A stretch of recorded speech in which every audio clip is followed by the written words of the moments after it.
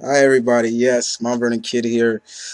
I apologize guys. For the past couple of days there was a power outage in my area. Wireless networks were down in my area, so I couldn't be on the web. And I couldn't get my review out for last week. But I'm still going to give it out to you, and regardless of this being new week of new comics, but I'm still going to give out what I thought of last week's comics that I picked up. Uh, So sit back. I hope you enjoy it, and we're gonna kick it off. We're gonna kick it off with Independent. We're gonna start with Boom, and uh, Traveler number 10 marks the doesn't really mark issue number 9 actually marked it, but uh, two Boom Studio characters crossover, two heroes, the Traveler and Soldier Zero. They come together in this book just pretty much as I thought they were, pretty much a misunderstanding. The two fight for a while, then they come together with a common goal, or something brings them together, they team up together. That's pretty much what, but it was actually good to see, that they're all in the same world. Now, from what I'm hearing, there's also a big crossover coming up with all three of the characters in it, so I'm looking forward to that. But as always, the Traveler was really good. Mark Waid did a very good job writing this. It's good. All right, move on to Marvel, and I have a couple of Marvel books that I want to cover. And of course, we're going to start off with Amazing Spider-Man number 6, 68, part 2 of Spider Island. This was good. I will agree with Mentor Sensei, Blue Goblin, much better than the first issue. However, I do have some issues with this. One issue is the fact that, you know, Peter's playing catch up. And what I mean by that is he kind of should have figured out who's behind this whole spider, you know, crisis, That was my one pet peeve of this, but it was still good nonetheless. I'm not a very big fan of Miles Warren the Jackal. I really am not. Even despite the Clone Saga, I wasn't really a fan of his from the get-go. Um, but I do like the fact that Peter is going out in his civvies and just thinking like, oh, I got power, so I'm using it. That's cool. I didn't mind that. The funniest thing is that Shang-Chi had to tell everybody. And another thing that came to mind was in the beginning, Wolverine sniffed him, got a scent of his smell, got his scent, and he's like, okay, this is our Spidey. And I'm like, so how come you didn't do that in the first place, Logan, to figure that out? But other than that, uh, Amazing Spider-Man was good, very good indeed. Uh, did enjoy it. Dan Slott, still good. All right, so we have a milestone coming up. Uh, Incredible Hulk's number 635 marks the end of excellence, in my opinion. Greg Pak's final story, final run on the Incredible Hulk.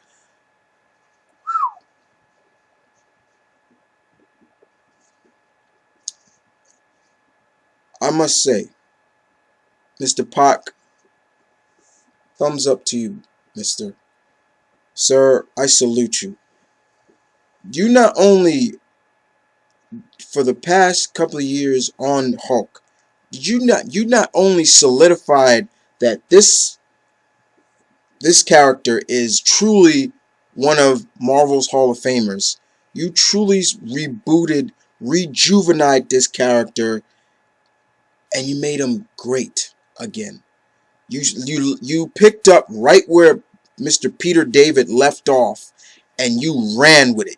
You hit a home run, and you did such a great job with the Hulk. Now I'm really interested in seeing what Jason Aaron's is going to pull off with him. But you left a mark.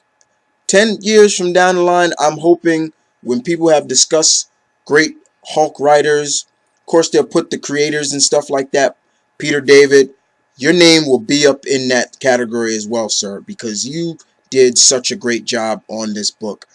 I'm wishing that it didn't get renumbered back to 1. They should just continue 636. But thank you, sir. Thank you so much for what you did for the Hulk. You did a great job. Every Hulk fan out there should be proud of Greg Pak's deliverance on this title. Move on from one powerhouse to another powerhouse. Mighty Thor number 5. This picks up. Now, for all of us don't know, this story in this book takes place before Fear itself, so it does have anything to do with Fear itself. They explain that. It's the Asgardians versus the Worldbreaker. We continue to fight between Surfer and Thor. They're battling on Mars. It's an epic battle. We got Odin and Galactus having a battle of minds with each other. Loki is being his mischievous self. Not going to spoil what he reactivates, but let's just put it like that. He reactivates something, a very powerful Asgardian weapon. You better know what that is. Wink, wink. But it was good. I must say, once again, Fraction, you're not doing such a bad job on Mighty Thor. Not bad at all. But I'm telling you right now, what's coming up soon in Mighty Thor, that better not be, I'm telling you right now, Marvel, if you do what I think you're going to do with Thor in Fear itself, I'm going to be pissed at you. Because that is just so redundant and ridiculous to do. And have some newbie come as the new God of Thunder. That better not be my speculations. I'm hoping my diagnosis is not correct. That you're going to get a new God of Thunder. Because that'd piss me off very much. But that's another side. Other than that, Thor, Mighty Thor, very good. Okay. Secret Avengers number 16. Warren Ellis takes his turn on the title. This was okay. Wasn't very, very spectacular. My biggest fear of Ellis is taking these Secret Avengers into territories they don't belong. They do not belong in. But not bad. It's borderline. It's not good. It's not bad. It's not spectacular. It's right here. Because all you get are these 4 Avengers, as you can see. That's the only Avengers you get in this book. Steve, Black Widow, Hank, and Mark. That's it. But it was good nonetheless. Alright. And the next side story that I wanted to pick up for Spider Island was somebody, once again, I'm a huge fan of. Boom. Spider Island, Deadly Hands of Kung Fu. Shang-Chi, boy. Yeah, Shang-Chi, in this book. This is his 3-part miniseries tie-in. Spoil a little bit for you guys. Shang has spider powers. This book includes not just Shang-Chi, but Iron Fist and the other immortal weapons as well. And one of those immortal weapons is trying to hurt them. But this does pick up right from issue part 2 of Spider Island. I love the dialogue in this. Was great with Shang. When he was like monologuing to himself, it was really great. You know, talking about what his name means and everything like that. The artwork was really good in here. Fumaro did the artwork very good. very good.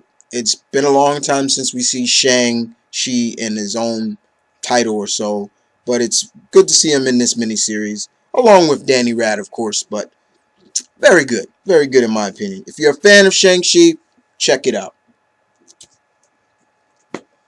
Alright. And as always, I told you guys before, my girlfriend Destiny will be pretty much buying all the Ultimate books, all four of them, and she's gonna buy. She's giving me a copy of each. So she gave me the copy of Ultimate Comic Books Hawkeye. Once again, she knows I'm a big fan of Hickman, Jonathan Hickman. This costume, as you can see here for Hawkeye, is the exact same costume that Jeremy Renner will be wearing in the Avengers movie. I seen him in the costume. He looks great. Looks got in great shape. Looks good. Uh, this was good. It was really good to see Hawkeye in another book without any other characters in it besides Nick Fury. But it's pretty much this is gonna be Hawkeye meets Mission Impossible. That's the only thing I can sum up, and it's that's pretty much how I sum it up. But I know a lot of people fell off the Ultimate titles, but if you're trying to find something, I don't think this is a full ongoing series. I think this is a mini series, but it was good. It really was. Hickman did a great job writing Clint Barton of the Ultimate Universe.